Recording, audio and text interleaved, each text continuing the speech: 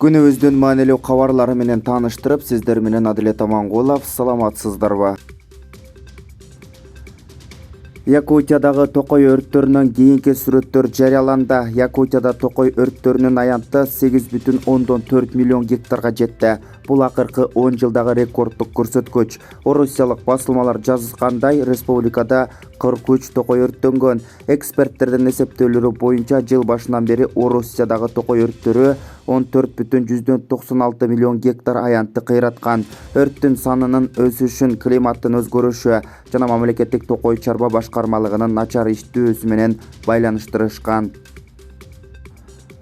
30 августта Тышкы иштер министри Руслан Казакбаев Швейцариянын Кыргыз Республикасындагы атайын жана ыйгарым укуктуу элчиси болуп тайындалган Оливье Бангертти кабыл алды. Бул тууралуу аталган министрликтен кабарлашты. Маалыматка ылайык Казакбаев Бангерттерди бул кызматка дайындалышы менен куттуктап, жооптуу кызматында мындан аркы ийгиликтерди каалап өттү.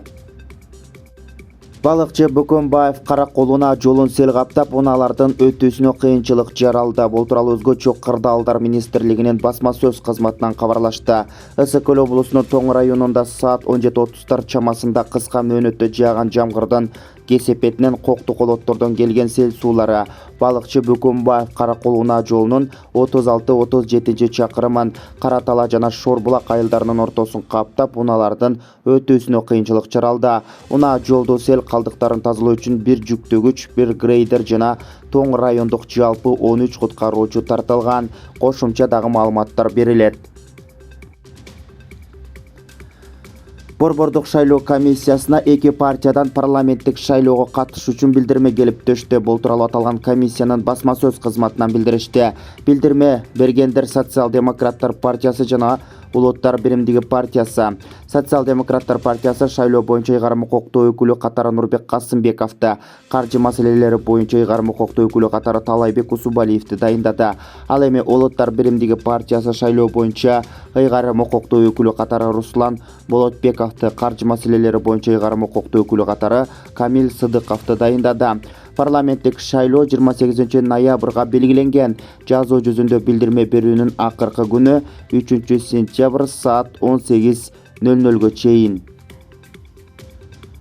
Маркумду акыркы сапарга узатуу агенттиги жаназа кийимдеринин коллекциясын чыгарды. Бул тууралуу орусиялык басылмалар жазышты. Маалыматта айтылгандай, аял дайыма сулуу болушу керек деген уран астында Украин компаниясы түстүү кийимдерди моделдерине кийгизип, табытка жаткырып фотосессия жасашкан. Реалдуу болуш үчүн алардын көздөрүн жумуп, колдорун кайчылаштырып коюуну суранышкан. Мода үчүн өлүм тоскоолдук эмес дегендей аталган коллекцияларга тапшырыктар келип жатканы жазылат.